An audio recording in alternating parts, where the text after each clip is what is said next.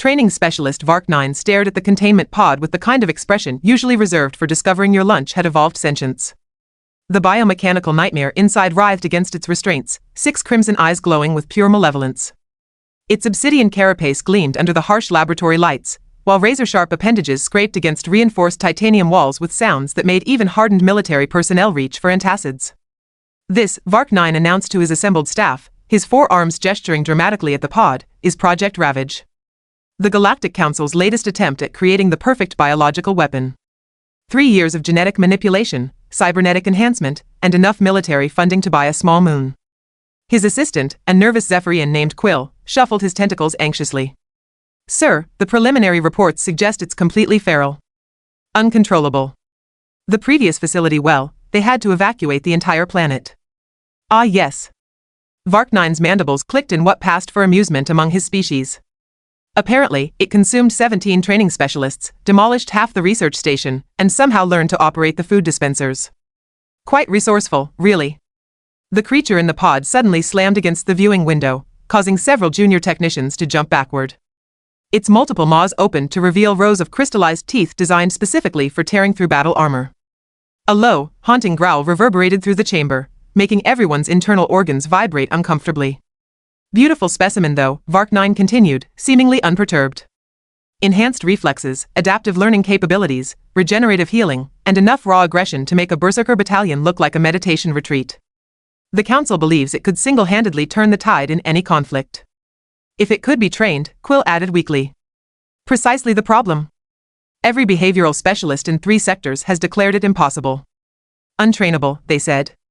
A waste of perfectly good research funding, they claimed. Please stop sending us body parts in the mail, they begged. Vark9's secondary set of eyes rolled dramatically. No vision, these academics. No imagination. The training facility's main door chimed, and footsteps echoed across the metallic floor.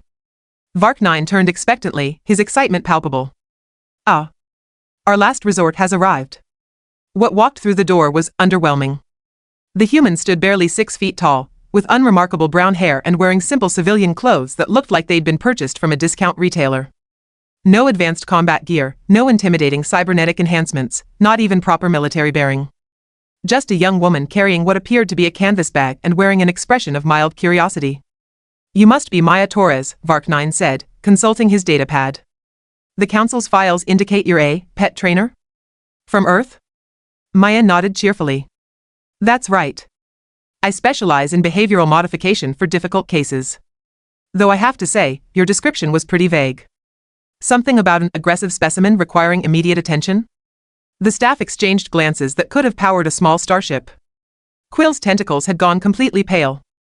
Sir, perhaps we should explain the situation more thoroughly before, nonsense. Vark9 interrupted. Human intuition is legendary throughout the galaxy. Let her assess the situation naturally. Maya approached the containment pod with the same casual confidence one might use to examine a mildly interesting houseplant. The creature inside immediately detected her presence, pressing against the window with renewed fury. Its 6 eyes locked onto her, and its growling intensified to window-rattling levels. Oh my, Maya said, tilting her head thoughtfully. He's definitely stressed. Look at those dilated pupils, the excessive vocalization, the repetitive scratching behavior. Classic signs of anxiety and territorial frustration. The entire staff stared at her in stunned silence.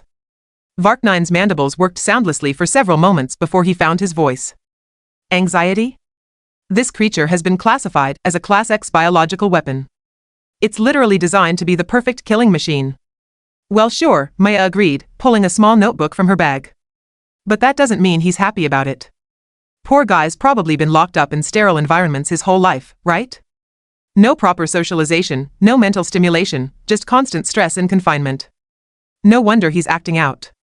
The creature suddenly stopped its aggressive display and cocked its head, as if listening to her voice.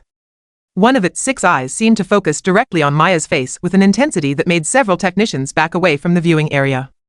Interesting, Maya murmured, making notes. He's showing curiosity now. That's actually a really good sign for training potential. Quill's tentacles were now trembling visibly.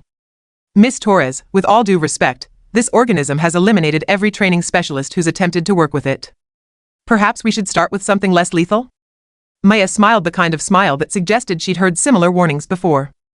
Oh, I've worked with plenty of aggressive cases.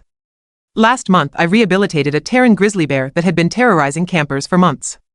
Before that, it was a pack of feral wolves.